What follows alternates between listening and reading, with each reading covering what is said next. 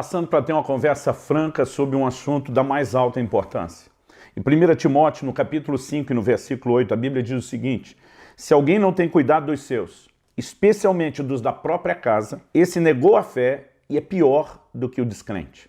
Antes de mais nada, precisamos lembrar que estamos lendo uma porção da Palavra de Deus, da Escritura Sagrada.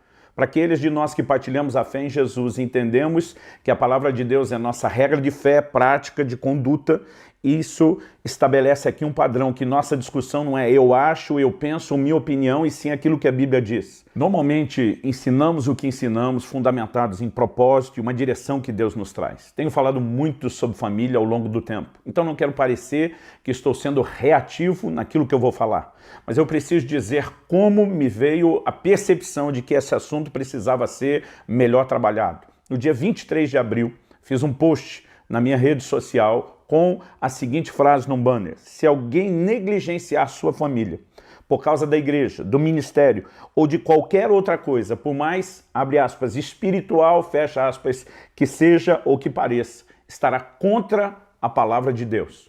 E as pessoas começam a discutir assuntos que estão completamente fora da afirmação que nós fizemos.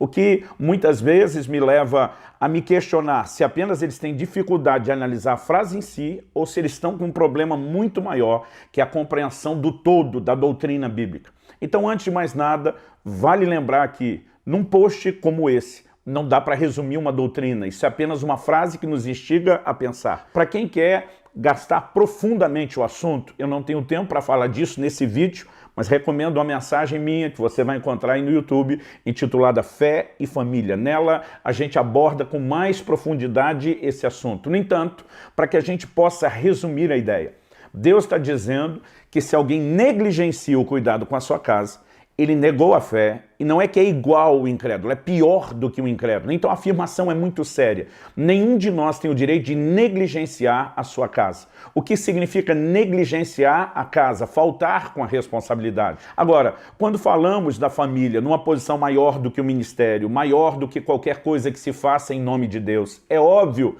que nós não estamos colocando a família acima de Deus. Estamos dizendo que depois de Deus, que indiscutivelmente ocupa o primeiro lugar, o segundo lugar é da família. O ministério precisa entrar nessa classificação em alguma outra posição que não seja o segundo lugar e nem o primeiro, que é o de Deus. Porque o lugar de Deus tem a ver com a nossa vida devocional, a maneira como andamos diante dele. Serviço é uma extensão da relação com Deus, mas a família também tem tudo a ver com a nossa relação com Deus e é uma extensão dela. Porque quem está negligenciando a família está negligenciando a fé, que é o valor primário. Então, ao que nós precisamos entender, ao fazer essa afirmação de que a família não pode ser colocada para trás no ministério, nunca disse que Deus estava atrás da família. É lógico, se o texto diz que alguém que negligencia a família está negando a fé, está falando que nós devemos cuidar da família sem nunca deixar de cuidar do nosso relacionamento com Deus. Então não estamos falando de colocar Deus de lado, nem de colocar Deus para trás.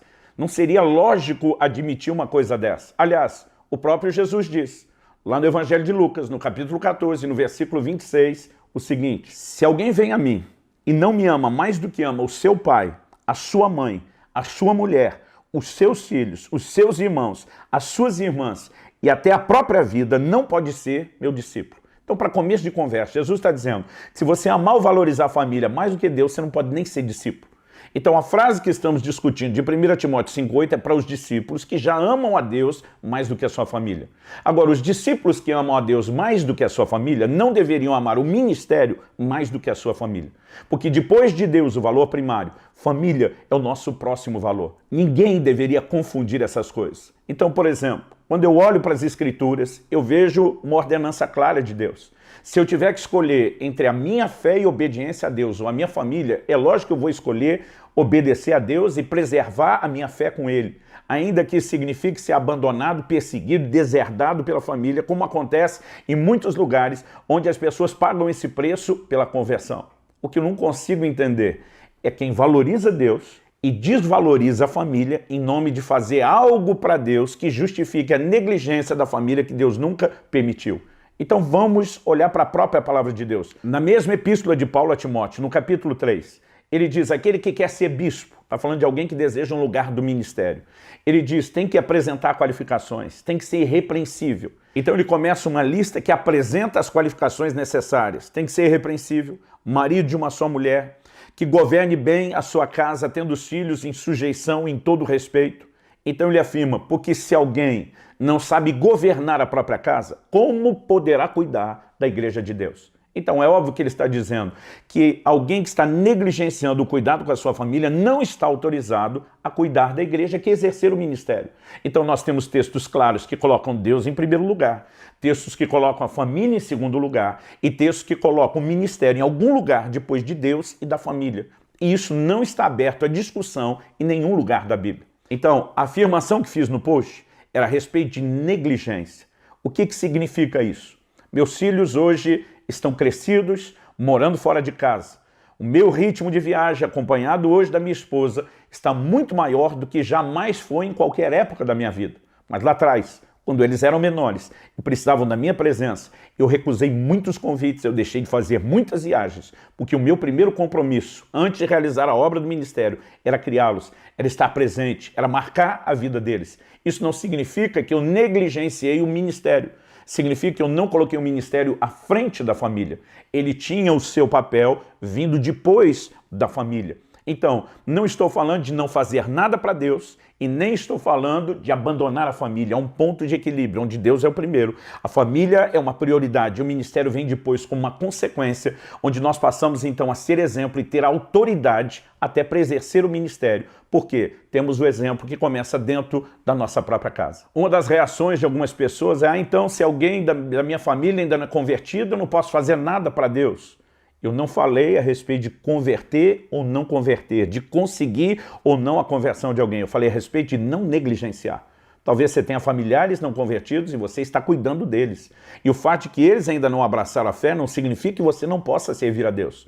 O que você não pode, em nome de servir a Deus, abandonar o casamento, abandonar o relacionamento com os filhos, deixar de cumprir com as responsabilidades que envolvem desde colocar o pão na mesa, oferecer à família o sustento, como também apresentar cuidado emocional e até mesmo espiritual. Então são coisas completamente distintas. Não estamos aqui discutindo se você conseguiu ou não levar toda a família a Cristo. Paulo escreve em 1 Coríntios e pergunta, como sabes tu, a mulher, se salvarás a teu marido? Como sabes tu, homem, se salvarás a esposa? A perspectiva de Paulo, falando a alguns crentes, é você não tem certeza nenhuma se vai conseguir a salvação de todo mundo. E ali ele não está impedindo ninguém de trabalhar para Deus. Mas é óbvio que antes de pensar em doar-se completamente ao trabalho, a Bíblia nos lembra não negligenciar o cuidado deles. Um dos comentários que uma pessoa fez no meu post foi o seguinte, citando Mateus 10:37. Quem ama o pai ou a mãe mais do que a mim não é digno de mim. Quem ama o filho ou a filha mais do que a mim não é digno de mim. Uma verdade bíblica, completamente colocada fora do contexto. Já falamos que Deus está no primeiro lugar e isso é indiscutível. Então a pessoa comenta, não é tão simples como essa postagem do pastor Luciano. Não é a minha postagem que simplifica as coisas. É 1 Timóteo capítulo 5, versículo 8, que diz que se alguém negligencia a sua casa, ele está negando a fé e é pior do que o incrédulo. Não sou eu que estou simplificando. Estou sendo apenas um porta-voz de uma mensagem simples da palavra de Deus. Nada justifica a negligência da casa. Então a pergunta a ser feita é a seguinte, e os apóstolos? E Eliseu quando seguiu Elias? Nenhum deles abandonou a sua casa. Nenhum deles negligenciou responsabilidades familiares. Aliás, quando Elias lança a capa sobre Eliseu, a primeira preocupação dele, descrita em 1 Reis, capítulo 19, no versículo 20, diz, então Eliseu deixou os bois, correu atrás de Elias e disse, deixa-me beijar o meu pai e a minha mãe, então seguirei. Ele não estava abandonando os pais no sentido de negligência, ele estava saindo para o ministério. A Bíblia não diz que ele largou para trás mulheres e filhos que eram responsabilidade dele cuidar. Está falando que ele deixou pais crescidos e ainda assim se preocupou em despedir-se deles. Quando a gente olha para os apóstolos, qual negligência familiar foi cometida? Porque a palavra de Deus não mostra em nenhum lugar alguma negligência familiar sendo praticada. Pelo contrário, o apóstolo Paulo diz em 1 Coríntios, capítulo 9, verso 5, será que não temos o direito de levar conosco uma mulher crente como esposa, como fazem os demais apóstolos, os irmãos do Senhor e Cefas? O questionamento de Paulo, será que é só eu e Barnabé que não temos o direito de deixar de trabalhar e de levar uma mulher, uma esposa crente, como fazem os irmãos do Senhor, os demais apóstolos e Cefas, que é a expressão para o nome de Pedro em aramaico, ele está dizendo todos eles levam as suas esposas consigo no ministério. Nenhum deles abandonou família. Não há nenhuma afirmação bíblica a respeito disso, a não ser a possibilidade de alguém distorcendo a Escritura e criando isso na sua imaginação. Então, nenhum achismo, nenhuma opinião pode colidir com aquilo que é claramente revelado nas Escrituras. Antes dessa afirmação de Jesus em Mateus 10:37, sobre não poder amar pai, mãe, ninguém da família mais do que a ele, nós temos um contexto. O versículo 34 de Mateus 10, do 34 ao 36, são os versículos anteriores, dizem assim: não pensem que eu vim trazer paz à terra. Não vim trazer paz, mas espada, pois vim causar divisão entre o homem e seu pai, entre a filha e a sua mãe, entre a nora e a sua sogra. Assim os inimigos de uma pessoa serão os da sua própria casa. Vamos pensar no que Jesus está falando. Quando ele diz não vim trazer paz, é lógico que Jesus não vai se contradizer com a afirmação dele lá do Evangelho de João, quando ele diz, deixo-vos a paz, a minha paz vos dou. Quando Jesus diz, deixo-vos a minha paz, ele está falando de paz interior.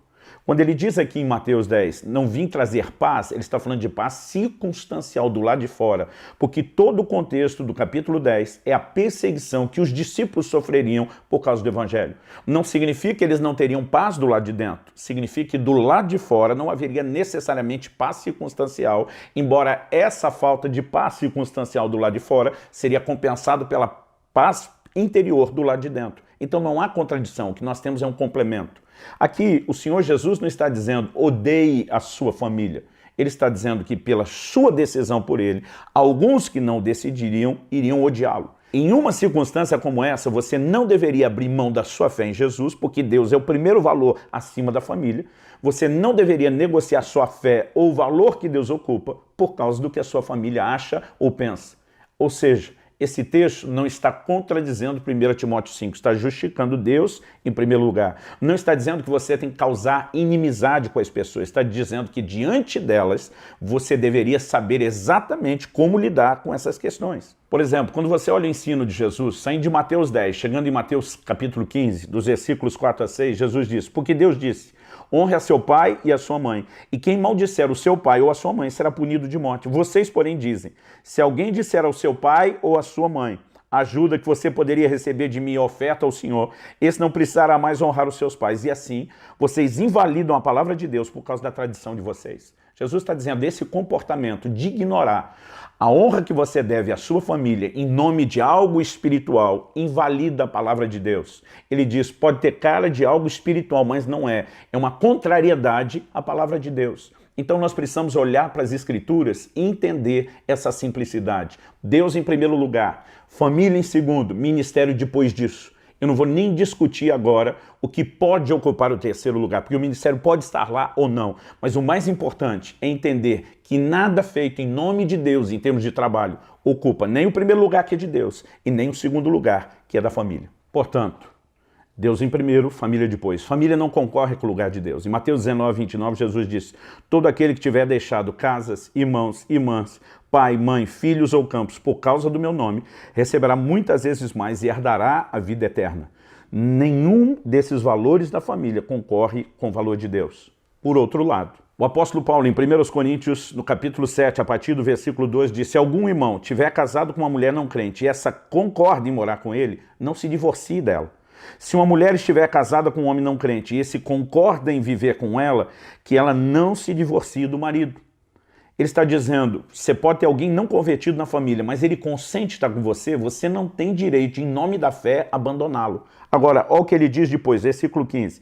Mas se o não crente quiser separar-se, que se separe. Em tais casos, não fica sujeito à servidão nem o irmão, nem a irmã. Deus chamou vocês para viverem em paz. Pois você, ó mulher, como sabe se salvará o seu marido? Ou você, ó marido, como sabe se salvará a sua mulher? O que a Bíblia está dizendo? Se essa pessoa não criou uma inimizade por causa da sua fé e não está concorrendo com o primeiro lugar, que é de Deus, você não pode abandoná-lo. Porque esse abandono, quando não concorre com o primeiro lugar, é uma negligência que não se justifica pela palavra de Deus. Seja um abandono intencional, seja algo mascarado por trás da falta da presença, não se justifica. A única situação onde a família pode ser colocada num plano inferior é quando ela concorre com o lugar de Deus. Não sendo isso, ela merece toda a nossa atenção. Eu olho para a palavra de Deus e eu percebo líderes nas Escrituras que negligenciaram a sua casa, falhando com a palavra de Deus. Nos dias de hoje, muita gente tem feito a mesma coisa, esquecendo-se que há mandamentos muito claros a respeito disso. Então, não vou ficar sentado assistindo isso acontecer à torto e à direito na igreja sem me posicionar. Seja um ensino mais profundo, como fazemos nos livros, nas palestras, nos cursos bíblicos, onde de fato desenvolvemos essas coisas. Seja em frases como a que eu postei no Instagram e quer seja entendida ou não, tem o propósito de fazer as pessoas entenderem, ou seja, nessa conversa franca. Nenhum tipo de trabalho, por mais espiritual que seja, concorre com o lugar da família. Se alguém negligencia o cuidado dos seus, negou a fé, negou aquele que está em primeiro lugar, negou aquele que confere o ministério, muito mais do que negaria se apenas estivesse cuidando da sua casa e não obedecendo ao ministério. Para finalizar, quero citar uma frase de Moody, um grande evangelista do século XIX, um homem que impactou milhares e milhares de pessoas com o poder do evangelho, alguém que teve uma alta produtividade no reino, indiscutivelmente. Ele diz: acredito que a família foi estabelecida muito antes da igreja, e o meu dever é primeiro com a minha família. Não devo negligenciar a minha família. Isso não é opinião de Moody, é ele expressando o seu entendimento a respeito da palavra de Deus e mostrando que não negligenciar a família por causa do ministério também não significa negligenciar o ministério. Nós podemos ser intensos nas duas coisas. Com isso tudo claramente apresentado diante de nós, eu espero que você não apenas reflita no assunto, mas faça qualquer ajuste que for necessário para não negligenciar a sua família. Que Deus te abençoe em nome de Jesus.